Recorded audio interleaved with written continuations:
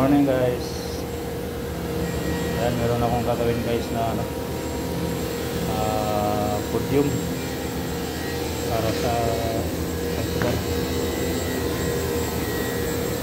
Ayan.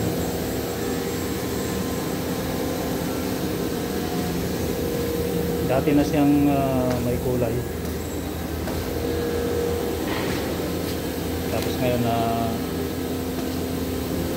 tanggalin ko yung kulay niya. Napahiran ko siya ng paint remover para matanggal yung kulay niya, kasi yung i-apply ko na pintura kailangan wala siyang hindi siya maka-seal, para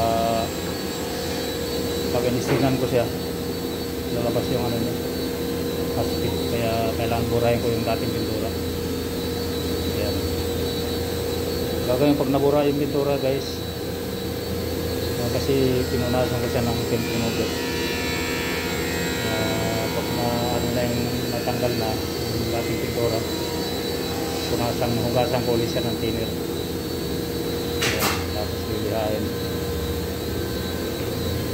Ito yung sample niya guys. Ito. Ayan.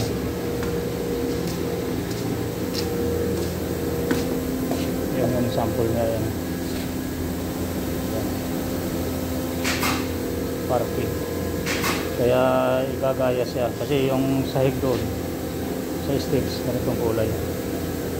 Kaya igagaya yan. Kaya hugasan ko muna siya para gagawin ko niyan, puputiin ko muna siya. Iturahan ko muna siya ng automotive na puti. Tapos istinan ko siya. Kaya kailangan tanggalin ko muna yung dating pintura para pag siniturahan ko siya ng puti at pinunasan ko ng stain, lalabas yung aspid niya na ganito. Kasi pag hindi ko tinanggal yung dating pintura niya, makapal na yan. Kaya hindi na siya lalabas masyado yung aspid niya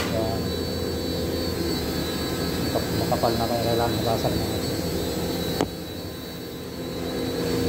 Ito sa parke ng sahig steps, kaya ipaparehas yung kulay dyan ng podium.